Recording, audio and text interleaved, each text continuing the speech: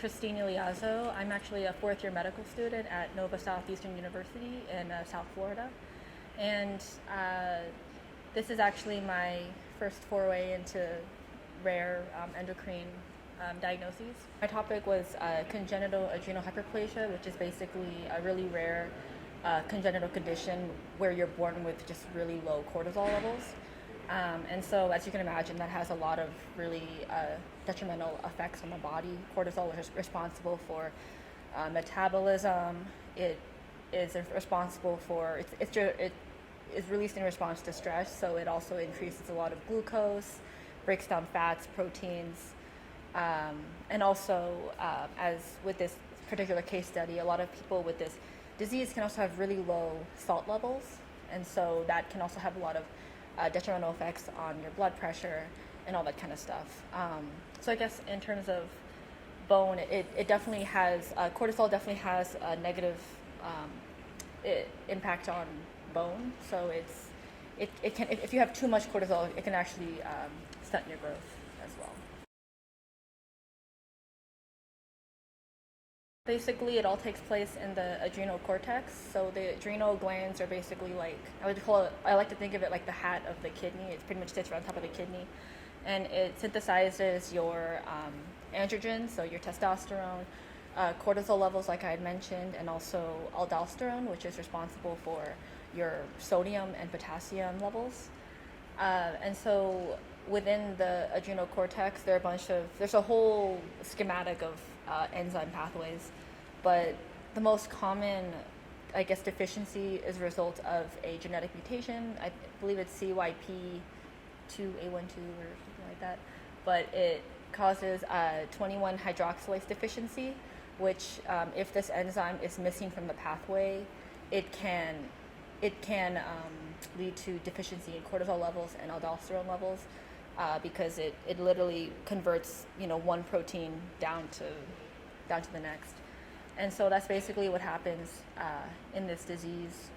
So if you have really low cortisol levels, it can lead to adrenal crises. So it can lead to like really low sodium, it can lead to abdominal pain, nausea, vomiting, a lot of different systemic symptoms, and it can actually lead to shock and potentially death as well. We had a really interesting case report about a young girl from Honduras, and she was born there, and when she was born, so a lot of times in this condition, because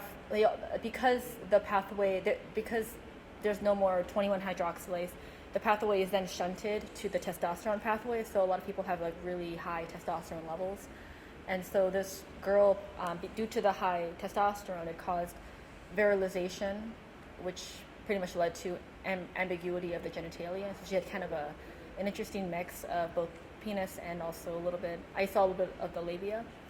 And so I guess for the full genital exam, she had a fully formed penis, but bilaterally undescended testicles. And so because of that, the doctors, and Honduras, they don't really screen for this disease, not like in the U.S.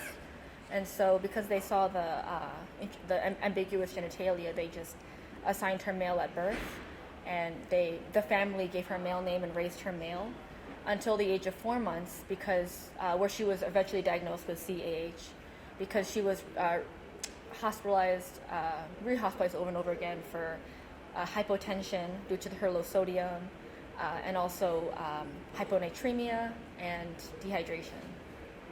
And so eventually they began to raise her as a female, gave her a female name and all that.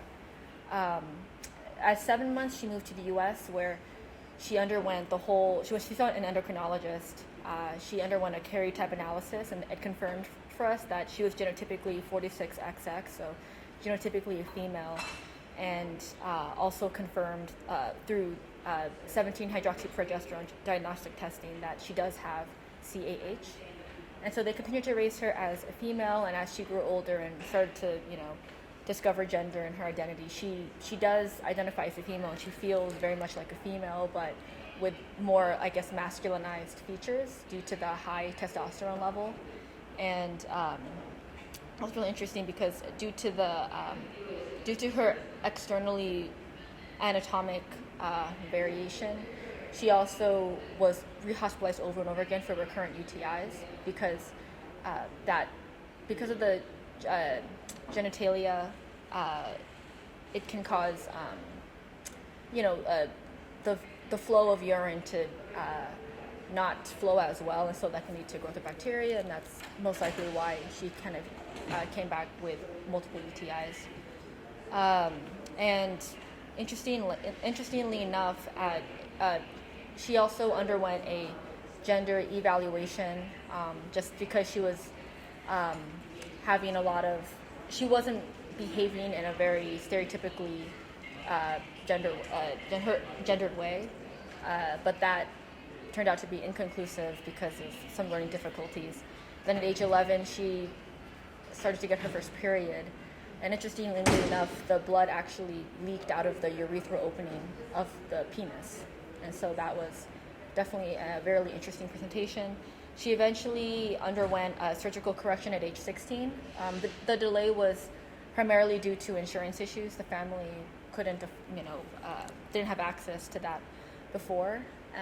And so, on our poster, we see the transition of the before surgery and then the post-surgical correction. And so, in the before picture, you can see the ambiguity. And then afterwards, she now has a fully formed vagina. This is just a really interesting case study.